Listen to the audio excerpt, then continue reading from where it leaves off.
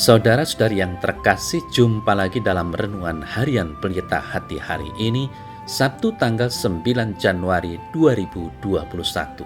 Hari biasa sesudah penampakan Tuhan. Bersama saya Romo Thomas Suratno SC dari Paroki Cilandak, Jakarta Selatan, mendengar dan merenungkan sabda Tuhan, yakni firman Tuhan yang tersurat dalam Injil Yohanes, bab atau pasal 3, ayat 22 sampai dengan ayat 30.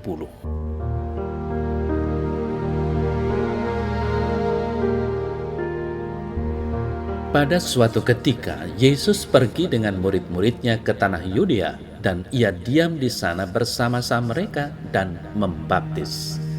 Akan tetapi, Yohanes pun membaptis juga di Ainon, dekat Salim, sebab di situ banyak air, dan orang-orang datang ke situ untuk dibaptis, sebab pada waktu itu Yohanes belum dimasukkan ke dalam penjara. Maka timbullah perselisihan di antara murid-murid Yohanes dengan seorang Yahudi tentang penyucian. Lalu mereka datang kepada Yohanes dan berkata kepadanya, "Rabi, orang yang bersama dengan engkau di seberang sungai Yordan dan yang tentang dia engkau telah memberi kesaksian, dia membaptis juga dan semua orang pergi kepadanya."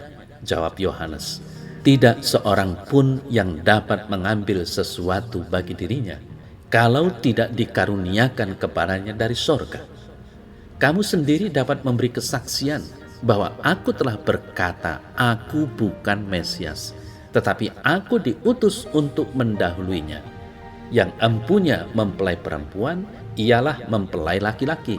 Tetapi sahabat mempelai laki-laki yang berdiri dekat dia dan yang mendengarkannya sangat bersuka cita mendengar suara mempelai laki-laki itu. Itulah sukacitaku, dan sekarang sukacitaku itu penuh.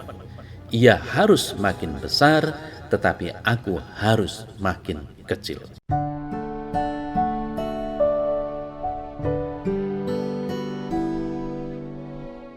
Saudara-saudari yang terkasih, dalam warta Injil hari ini kita bisa melihat munculnya kontroversi antara para murid Yohanes Pembaptis dan seorang Yahudi tentang penyucian. Murid-murid Yohanes juga menjadi iri hati karena Yesus yang dibaptis oleh Yohanes justru menarik orang banyak yang besar jumlahnya, seolah mereka takut reputasi guru mereka Yohanes akan dirusak dengan penampilan rabi baru dari Nazaret itu. Saudara-saudari yang terkasih, Yohanes menunjukkan dengan jelas bahwa misinya sendiri tidak berarti kalau tidak memiliki tujuan ilahi. Dia hanya mengatakan bahwa dirinya bukanlah dia, bukan Sang Mesias yang dinanti-nantikan umat Yahudi. Yohanes mengaku bahwa dirinya hanyalah pendahulu, seorang pembuka jalan, seorang bentara. Yohanes berbicara blak-blakan. Ia tahu dan menyadari relasinya yang sesungguhnya dengan Yesus. Yohanes menyukai hal itu, menerima tugasnya dengan gembira. Dengan rendah hati, Yohanes berkata, "Aku bukan Mesias, tetapi aku diutus untuk mendahuluinya. Ia harus makin besar, tetapi aku harus makin kecil." Saudara-saudari yang terkasih, nasihat Yohanes memang unggul. Kita harus mengenal Yesus. Ia adalah Tuhan dan Juru Selamat kita. Mengenal Dia adalah kehidupan spiritual. Tidak mengenal Yesus berarti kematian atau maut. Ia harus makin besar. Yesus harus menjadi semakin penting dalam hidup kita. Dia harus menjadi Tuhan atas hidup kita. Kita harus makin kecil. Kita harus memberikan kepada Yesus segala kemuliaan. Seperti Yohanes, kita harus mengetahui tempat kita dalam hubungan kita dengan Tuhan. Kita dapat memberi kesaksian dengan penuh kuasa seperti yang dilakukan Yohanes, namun kita harus menarik perhatian orang-orang kepada Tuhan, bukan kepada diri kita. Saudara-saudari yang terkasih, itulah kesaksian yang sebenarnya.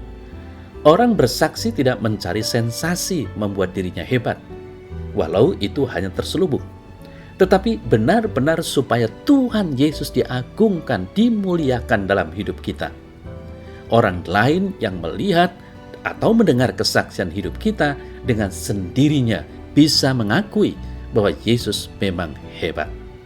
Dia benar-benar Tuhan yang pantas untuk diikuti dan disembah. Dia sungguh Mesias, Sang Juru Selamat manusia.